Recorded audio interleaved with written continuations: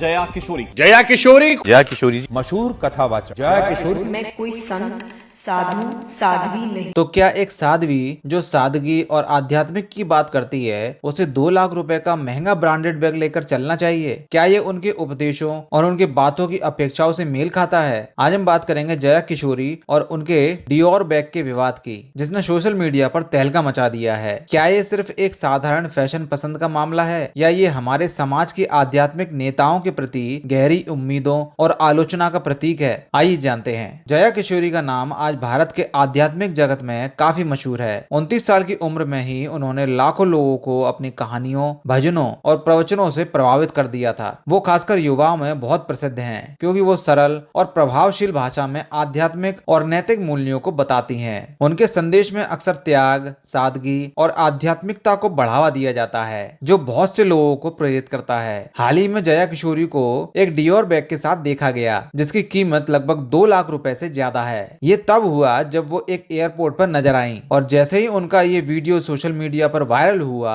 उनके फॉलोअर्स और दूसरे लोगों ने हंगामा मचा दिया। लोगों ने तुरंत सवाल उठाना शुरू कर दिया, क्या ये उसी सादगी और त्याग की बातें करने वाली जया किशोरी है? यहाँ तक कि लोगों ने उनके जीवन और उपदेशों की सच्चाई पर भी सवाल उठाने खड़े कर दिए। सोशल मीडिया पर प्रतिक्रिया की बाढ़ सी आ गई। कई यूजर्स ने उन पर कमेंट किया और कुछ ने यहाँ तक कह दिया कि एक साध्वी को इतना महंगा बैग लेकर घूमने की क्या जरूरत है। कुछ लोगों ने यह भी कहा कि यह बैग गाय के चमड़े से बना हो सकता है, जो उनकी बताई हुई बातों का बिल्कुल विरोध करता है। और लोगों ने उनकी सादगी भरी छवि पर भी उंगली उठाई। यहाँ सवाल ये उठता है कि आखिर हम समाज के तौर पर अपने आध्यात्मिक नेताओं से क्या उम्मीद रखते हैं? जया किशोरी ने इस विवाद पर अपनी सफाई दी। उन्होंने कहा कि उन्होंने यह बैग अपनी मेहनत के पैसों से खरीदा है और यह बैग पूरी तरह से एक कस्टमाइज्ड फैब्रिक का है, जिसमें लेदर का उपयोग नहीं हुआ है। उनका कहना था कि वे हमेशा से मेहनत से कमाने और अपने परिवार के लिए अच्छा जीवन जीने में यकीन रखती हैं। उनके अनुसार अगर कोई साधारण इंसान आराम और सुविधा के लिए कुछ खरीदता है तो वो गलत नहीं है, और उसी आधार पर उन्होंने ये बैग खरीदा। यहाँ पर ये समझना भी जरूरी है कि हमारे समाज में आध्यात्मिकता का क्या मतलब है और क्या हम अपने आध्यात्मिक नेताओं से